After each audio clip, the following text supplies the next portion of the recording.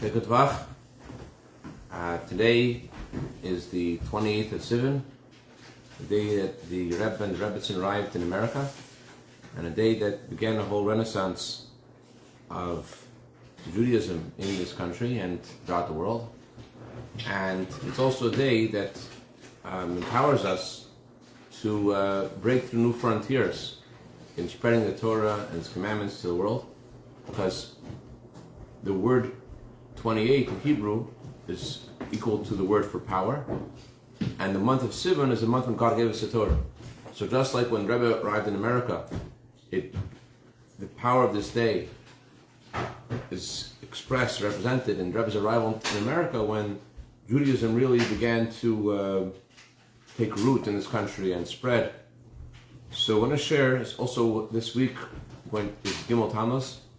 I wanted to share a few inspirations that I heard today in our Verbringen, through our amazing speakers, and yesterday I heard from a video of Rabbi sharing stories in Yiddish. I'll share them in English. Just a few inspirational ideas, no particular order, that hopefully will give us some good way to prepare for Gimel Tammuz, this coming Wednesday night and Thursday. Want to sit down, Rosie? Can I talk to you? All right. There was a tzaddik who called the Ribnitzer Rebbe. The Ribnitzer Rebbe was very close to many Chabad Chassidim. He had a nephew in Chernovitz, and because of his relationship with his nephew, who was a dentist, wasn't so religious, but he was someone that, for whatever reason, the Ribnitzer Rebbe would visit, his nephew, and he would become, when he was in Chernovitz, he got to know a lot of Chabad Chassidim. Among the Chassidim that he got to know were the Veshetsky's. Rabbi Veshetsky and his wife and their children lived in Chernovitz, and they would often be asked by the Ribnitzer Rebbe for assistance. For example, one of the customs of the Ribnitzer Rebbe was to fast all day. He would fast every day, all day, and he would pray pretty much all day. Shachris to Mincha, and Mincha to Ma'ariv. He wouldn't pray with a minyan. No minyan would go that slow, but he would pray with such incredible concentration and devotion. He was very tall, very thin, and very energetic and enthusiastic, always like with smile and friendliness and warmth. And so what he wanted was not to have a minyan, but he wanted to have 10 people in the room when he would pray. That was what he called for himself his minyan. It says whenever there are 10 Jews together, there's a divine presence. He wanted to have 10 Jews in the room when he would pray. So Mrs. Veshetsky, unfortunately at that time, she was suffering from Yana from cancer, and she really needed a lot of divine assistance. So before her husband, Rabbi, went to shul to help the Ribnitzer Rebbe with his so-called minyan, he asked her, "Is there something you want me to ask the Ribnitzer Rebbe for a bracha for?" So she says, "No, I have a bracha from my Rebbe, from our Rebbe, the previous Lubavitcher Rebbe. So I don't need to ask a bracha from another Rebbe. I have a bracha from our Rebbe." Actually, at this time the story took place, I think it was in the 1950s already. So you got a bracha from our Rebbe. Chassidim in general in Russia weren't able to send letters to the Rebbe directly. They sent letters to Israel, to relatives, or to New York to relatives, and they would write it in code. They would write, "Dear grandfather." That was Rebbe's code name, Dedushke, grandfather. And they would write in code, like, for example, Dedushke, grandfather, you're an expert in medicine. What do you think about the following cure for this thing? So anyway, so she said that she already has a bracha from the Rebbe, and therefore she doesn't need to have a bracha from anyone else. That's what she said. That's what was her feeling. So anyways, her husband goes to the shul, and the Ribnitzer Rebbe, at the end of his prayers, he would eat for the first time in the day. Late at night was the first time he would sit down to eat. And he's eating, and he says to Ramesha, Ramesha must have had divine inspiration to say the following statement, but this is what he said. He said, Ramesha, your wife doesn't need a blessing from me. because she has a bracha from her Rebbe. But as a good friend, not as a Rebbe, but as a good friend, I want to give her my blessings and share with her my blessings that she should have a complete and speedy recovery. So he honored her wish not to have a bracha from another Rebbe, and yet he also was able to give his blessing as a good friend. This same Ramesha, he once was leading a Fabrengen in Chernovitz, and the discussion at the Fabrengen circled around the idea of a Rebbe. The other people in the city of Chernovitz who were not Chabad would also come to the Fabrengen. You have to understand that it wasn't possible just to go to attend the Fabrengen. You had to be, first of all the Chassidim were afraid of Soviet spies that were eyeing them eyeing their every move. So they weren't able to just like gather together. They didn't know who was attending, and if they were possibly informers to the KGB. But be it as it may, the Remichel Veshetsky's and his brother, they would go, and his brothers, they would go around to the city and tell everyone secretly, there's a Fabrengen the Shabbos, come, there's going to be a Kiddush the Shabbos, and everyone would come secretly to wherever the Kiddush was. You weren't allowed to congregate in Soviet Russia, but that's what they do. They risk their lives in order to have that moment. And not only would Chabad Chassidim attend, even other Jews who were religious also want to be there together to strengthen each other. Anyways, so the Fabrengen was circling around the idea of a Rebbe. So one of the non-Chabad attendants at this Fabrengen, he said to Ramesha, Ramesha, by us, we don't use the word Rebbe that much. The word that we use is Guter Yid. Guter Yid means a good Jew. The way they refer to tzaddikim was good Jew. So Ramesha said that this was his opinion. There are other opinions as well. I mean, I know that our Rebbe would use that word as well for tzaddikim, a Guter Yid, a good Jew. But this is Ramesha's his vantage point. He said, now let me tell you, the word Guter Yid is actually an incorrect term. It's actually an insulting term. What does that mean, a good Jew? Isn't every Jew good? What does it mean, a good Jew? But anyways, he said, let me tell you how that term developed. The original term, said Rav Moshe, was not a Guter Yid, not a good Jew, but a Opkehiter Yid, a Jew who guarded himself. A Jew who guarded himself in his thoughts, in his words, in his actions. A Jew who was careful every moment to do the right thing. That's the meaning of a Guter Yid. Really, the word is a Opkehiter, a Gehiter Yid, a Jew who is careful. But because some kind of it got passed around and people missaid it, and that's how the term developed, Guter Yid. Really, the term is Opkehiter Yid, someone who may have desires to do the wrong thing, but is always doing the right thing. He's always saying and doing and thinking the right thing. Okay, so this Jew asked Ramesha, so that's the meaning of a Guter Yid. Okay, but you're not using that term. In Poland, we use the term Guter Yid. But why you're using a different term? What term are you using? Using the term Rebbe. What does that mean? So Ramesha Veshetsky said, let me explain to you the term Rebbe. He said that on Rosh Hashanah, Hashem ordains for each person what's going to happen to them that year.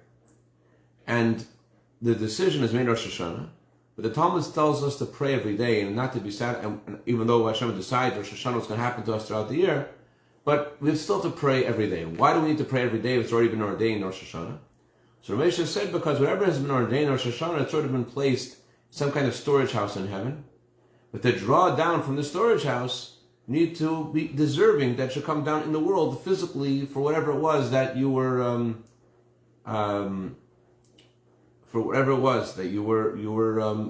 destined to receive that year. So Hashem is not missing any angels. Hashem has plenty of angels. So the angels, if every Jew has in his storage house his blessings he's meant to get, and the angel, he guides God's sustenance down from the storage house, so to speak, in heaven into the world. So there is what is beyond the spiritual cosmos, there is what is beyond all the worlds, and then there is the worlds. And on Rosh Hashanah, there's a new light of Hashem that comes from beyond the spiritual cosmos and comes into the spiritual cosmos. It's something that comes from beyond all the worlds. Rosh Hashanah, when you blow the shofar, comes into the worlds.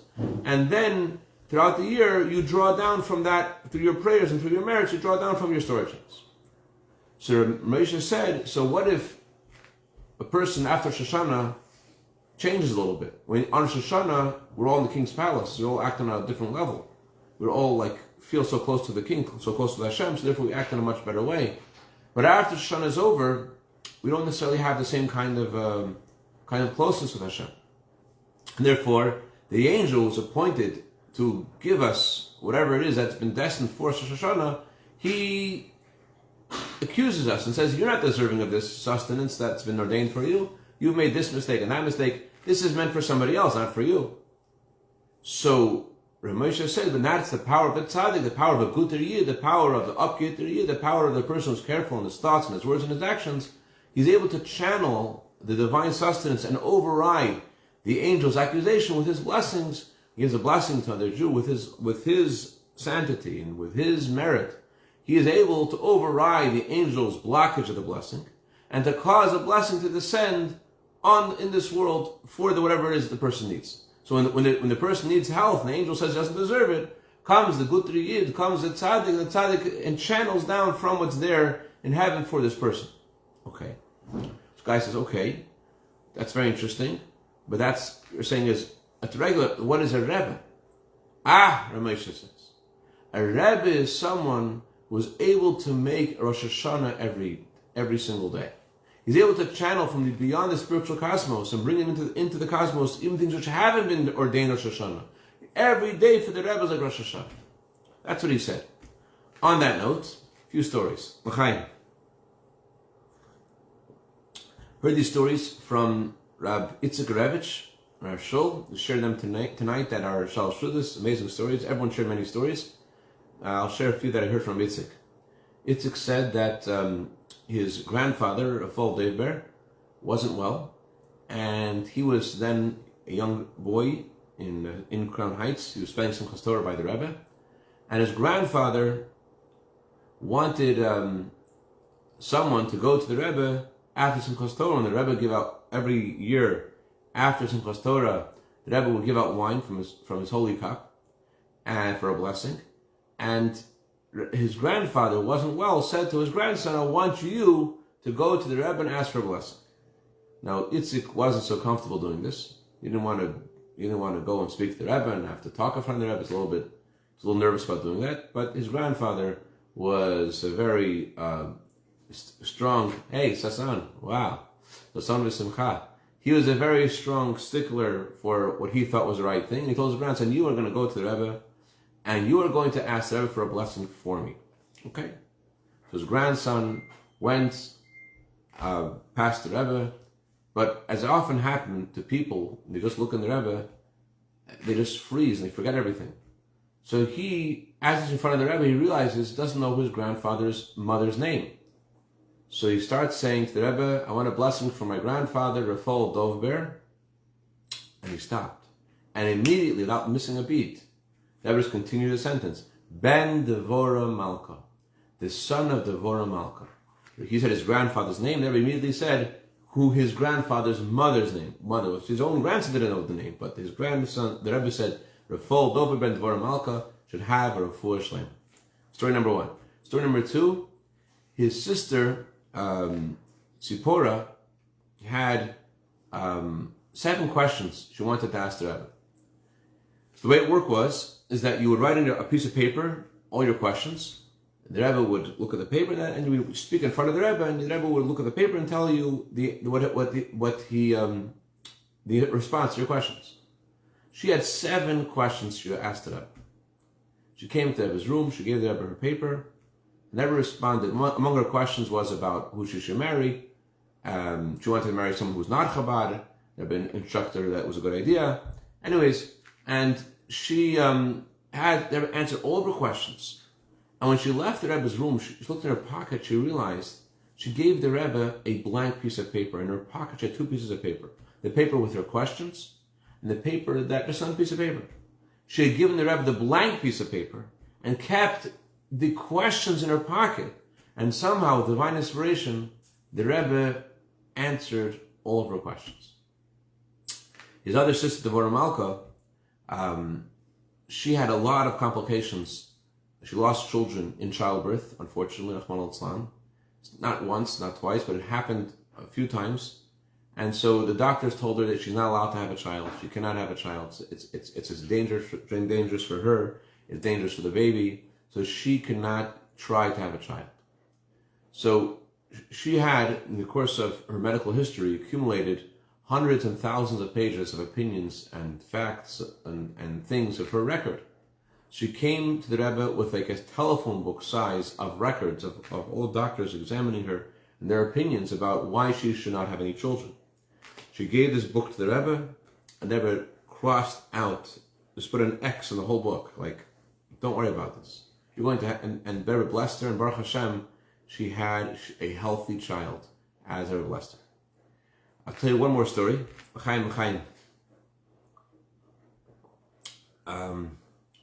Rebbe Mendel Futefas, legendary Chassid who did a hard time in Soviet Russia for teaching Torah underground.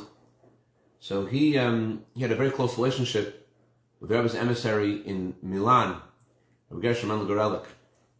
So it was one day, this boy, Rabbi Getzi Rosenfeld, was with us at Shabbos. He shared the story how his brother-in-law was in Kfar Chabad in Israel, and he met this legendary Chassid Mendel Futefas. He knew how he had a close relationship with Rabbi Gershom Mendel. He said, Mendel, I want you to know I'm going to see Rabbi Gershom Mendel, and I want to give him regards from you. So Rabbi Mendel said, when you give regards to somebody, by Chassidim, don't just give regards, you share something. Said, okay, he's waiting. What would Rabbi Mendel like to share? So Mendel said the following. Rabbi Mendel said that shortly after the passing of the Rebbe Rashab, the two Chassidim met, and after they haven't seen each other for months, it was sort of a few months after the passing of Rebbe Rashab, and they saw each other for the first time. They just sat down together without saying a word, and just cried and cried and cried together. That's what Rebbe Mendel said to share with Rebbe Gershom Mendel. So he went to Rebbe Gershom Mendel, and Rebbe Gershom Mendel had a moment alone, and he shared it with him. Rebbe Gershom Mendel said, thank you for the regards. When you see Rebbe Mendel next, you're going back to Israel, I want you to share with him the following. What's the following?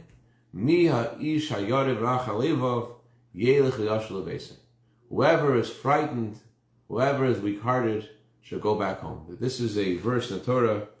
The Torah says when the Jewish people go out to war, so before going out to war, the Kohen would announce the various people who were able to opt out of serving in battle. Among them was someone who got married, someone who had planted a vineyard, someone who built a home, and finally someone who was afraid of the battle. When he was afraid of the battle, he was also allowed to go home. So Rebbe Gershom Mendel basically was sharing with Mendel Futefas. Mendel Futefas was saying how hard it is. It's after Gimel Tammuz is difficult. And Gershom Mendel responded to Rebbe Mendel, yes, it is difficult. But nevertheless, when the going gets tough have to get going. Whoever is frightened has to go home. But if you're not frightened, we need you. We need you in the army. You need to serve. Parenthetically, the Kotzker Rebbe explained this verse. This verse, Rashi says, what does it mean? The one who's frightened, the one who is weak-hearted. Rashi says this means someone who has done a sin. He doesn't think he's deserving of God's protection because of the mistakes he's made. So therefore the Torah says, if you're afraid of your mistakes, go home. So Kotzker Rebbe said, if you think that God can't handle your mistakes, and you think that God's not going to help you because of your mistakes, then go home. But if you believe in God, and you believe that God's bigger than your mistakes, and God's going to help you anyways despite your mistakes, then we need you. And we need you, and you need to show up, and you need to continue on in the battlefield. So that was a sentiment of Rebbe Mendel. Rebbe Mendel was expressing the pain at the time, and Gershom Mendel was expressing, yes, it's painful, but we need to show up. We need to do what's asked of us. So one more story. L'chaim. Okay, so on that note, Rebbe Mendel Futefas, when he was living in Soviet Russia, he lost, unfortunately, several children. I think he lost 3 children in Russia, and after he left Russia, he lost a daughter also. He really had a lot of pain, to the extent that when he after his imprisonment, he wanted to Okay, two more stories. After his imprisonment, he wanted to go to Chernovitz. He didn't want to go to a place where he might incriminate someone by his association with that person. Because the Soviets, they were watching a Mendel with seven eyes. So wherever a Mendel would go after his imprisonment, they were going to arrest that person too. The only person he could go to was Ramesh Veshetsky, who was already in prison. So he went to Ramesh Veshetsky's house in Chernovitz, and when the Soviets asked him, why are you going to Chernovitz? So he responded to them. He said, I want you to know that you've taken away from me a lot. He said, unfortunately lost his children. They're buried in Chernovitz. He said, I'm not allowed to go see my wife. I can't leave Russia. His wife has already left Russia and gone to London. I can't see my live children. I can't see my son and my daughter. I can't see my wife. I'm at least going to spend time with my dead children. That's what he told them. When Mendel came to Chernovitz, he was together with other Chassidim, Ramesh Veshetsky and other Chassidim, and these Chassidim saw between two buildings, there was a little space between two buildings. And they thought this was a perfect place to build a sukkah. It was sukkahs. And they put some planks of wood between these two buildings, and it was a very small space, but it was enough. And they Chassidim gathered together in this sukkah they created out of these few planks of wood. So they're verbringing, and the Mendel Futterfast starts to cry. And the Chassidim like, why is he crying? One of the Chassidim says to him, Moshe says to him, why are you crying? Mendel, Sukkot is called the time of our joy, time of our happiness. Why are you crying? So Mendel said, I'm missing my connection to the Rebbe. I'm missing my connection. I don't have the proper connection to the Rebbe. The other Chassidim like, Mendel, you're missing your connection to the Rebbe. If you're missing your connection to the Rebbe, then what about all of us? So Mendel said, you're making a mistake, he says. He says, what do you think? If someone has a huge gap in his connection to the Rebbe, you look at him as a weak chassid. If someone has a small gap in his connection to the Rebbe, you look at him as a stronger chassid. If someone's connection to the Rebbe is perfect, but it's just a tiny crack, a hair's breadth, he's missing his connection, you think he's a perfect chassid. Mendel says, but it's the opposite. It says in the laws of kosher, you have an animal, and the animal has the slightest, if a needle enters the membrane of the brain of the animal, even though it's a tiny hole, the hole of a needle, but nevertheless, in that sensitive organ, that's considered, the animal is not considered a healthy animal, and the animal is not kosher. And so too, the Mendel says, someone has a higher and deeper connection to the Rebbe, so then that is considered a much bigger issue. That means that's misa, that's not healthy. And if someone's on that level, so then that's not healthy. So anyways, Mendel, he was with the Chassidim there in Russia, and he was their source of encouragement. Parenthetically, Mendel, once on the way to a Fabringen, he suddenly said, I'm not going. And he turned away. And the guy who was taking him, Rabbi Veshetsky, was like, why aren't you going to Fabringen? Everyone's waiting for you. Why don't you want to go to the Fabringen? He said, I'm not going. He said, because when I go into the Fabringen, everyone's going to stand up and they're going to honor me. You know how hard I have to work to take off all the schmutz, all the dirt from that feeling of honor and prestige? I have to work so hard to rid myself of all of that good feeling of pride that I'm going to have when everyone stands up for me. That was Mendel. So when Mendel's daughter passed away, years later, when he left Russia, came to London, his daughter passed away in a car accident. So Mendel, he visited the Rebbe. One of his friends from Russia, Rebbe Heshke Dubravsky, saw Mendel, and he didn't know what to say to Mendel. He didn't know how to approach him. He felt so bad for him. He didn't want to say hello to him. So Mendel called him over. He called over Rebbe Heshke, and he says, Heshke, let me tell you something. He said, there was once a captain of a ship who was serving in wartime, and he got some kind of a telegram on the ship that his wife got sick. And because he heard his wife was sick, although he kept doing his mission admirably on the ship, but it was half-hearted because he was really concerned about his wife's condition. So what happened is, as soon as the war was over and as soon as his ship was docked, he was arrested and he was court-martialed. Why was he court-martialed? He was court-martialed because, although he was in a lot of pain, nevertheless, he's a soldier, and a soldier has to do his duty. And so too, Mendel was saying, Maybe it hurts. It hurts him that his daughter died. It hurts him after all that he's been through, that he still had to go through that suffering. And yet, the Mendel said, the mission is the mission. The mission is the mission.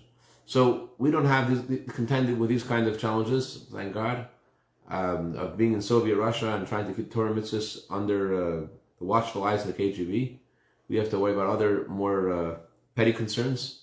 But the bottom line is that it's not easy to be in the exile. You need to see the Rebbe, you need to see Mashiach, you need to have Mashiach come. And at the same time, that's not easy. You have to have the wherewithal and the strength and the good feeling to know that it's happening. This is the time of Mashiach. Today's the 28th of Sivan, the Rebbe arrived in America, and Hashem should help that we should arrive tonight to Yerushalayim, Eretz Kodesh, with Mashiach. And just like we read today in this Torah about the spies, that the Torah says that God's not telling Moshe Rabbeinu how to do it. He wants Moshe Rabbeinu to figure it out. Even though you would think if Hashem didn't tell Moshe Rabbeinu, it must be a bad idea. But no, Hashem wanted Moshe to use his own initiative to figure out how to conquer the land of Israel. And so too, in each of us in our lives, in our mission in this world, Hashem wants us all to take initiative to figure out, the mission is going to happen. The success is going to happen. Mashiach is going to come. The resurrection of the dead is going to happen. There won't be any sickness, won't be any suffering. That there's going to be abundance and no jealousy and no competition. It's going to be good. And yet, until Mashiach comes, there's a mission to be done, and we have to focus on the mission with strength and joy and confidence, and that's what we're going to make it till the coming of Mashiach. L'chaim, l'chaim, a good avach and a freilich avach.